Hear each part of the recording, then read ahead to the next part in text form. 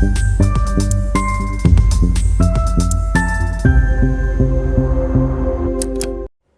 it's Christina here. Welcome to part 2 of this bandana tutorial. I'm glad you've made it so far. Hit subscribe if you want to catch the next video.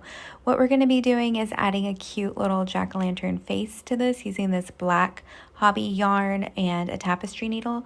One trick I like to do to thread the yarn is to fold it over and slide it through the eye of the needle rather than using the end of the yarn. It just works every time and it helps you from fraying the yarn ends. I'm going to start by making the eyes and basically just estimating where I want the face to be. I'm coming from the back side of the granny square and working over the front of about 2 stitches.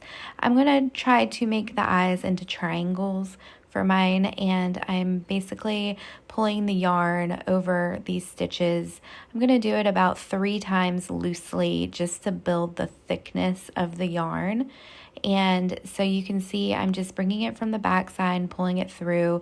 It's not tethered down or anything yet. That way I can adjust it if I don't like the look. Then I'm going to start to work from the top down to form a triangle shape. I'm just going through the back of 1 stitch up, and then I'm going to pull it through and work under the bars of thread that I made previously. It's going to take a little bit of experimenting. This is just how I like to do it. It's a simple little way to make some jack-o'-lantern eyes, and since I'm using this thinner Hobbii yarn, I'm going to be repeating myself about 3 times. If you wanted to, you could also use some stash yarn that's a little thicker, and then you might not have to pull the yarn through 3 times like I'm doing here. After I get this eyeball in place, you can kind of move the stitches around to adjust how you like the look of it. And then to start working the second eye, I'm going to come again from the back side, and I'm just going to make sure I give this guy a little under eyeliner, and then I'm going to come to the back side and work a second eye about the same way. So I'm just estimating how many stitches I want to come across, which for me is probably going to be about 4 stitches on my granny square, and I'm just holding it up to measure where I want it to be.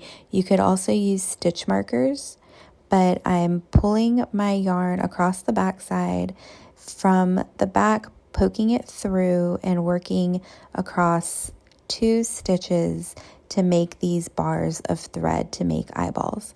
That's all I'm doing. I'm going to work it 3 times one way and then 3 times in the top down to form that triangle shape, and that's how I'm doing the eyes. Go ahead and finish your eyes however you like, and I will meet you at the next steps for the mouth.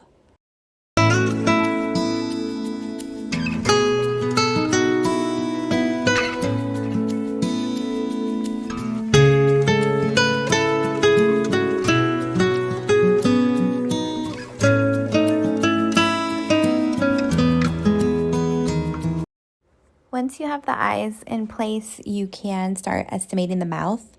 I'm going to come kind of high up from the back side, that way I have enough room to work with. And I'm going to give mine more jack-o'-lantern look with zigzaggy teeth or a crooked smile. So I'm coming straight down, and I formed 1 line. Then I'm coming up a little bit to kind of form a V shape, coming back down to meet the first line, and then coming back up along the back side. And I'm basically just going up and down across the front and back to form a wobbly mouth shape. I'm coming up from the back, and then I'm going to work back into that stitch just to secure it, and then back up and back up his face again. So you can kind of play around with the mouth shape that you want to do. This is just how I'm working my mouth, and you can see from the ones in the back how it takes shape. It's going to be critical to leave yourself enough yarn here. As you can see, I'm going to probably try to make this work with this little yarn tail, but I might need to undo it and do it again. But you can see what we're going for, and if you want to, you can easily use the needle to kind of back out your smile. That's one reason I like to not tie down the yarn ends until we have everything perfect. Once you have your mouth in place the way you like it, we are just going to secure the yarn from the back side.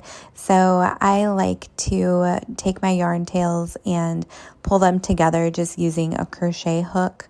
I'm going to work through the backs of the floats from the mouth, and I'm just going to bring my yarn tails together and secure them in a knot. Stick around for part 3 to see how to assemble the bandana.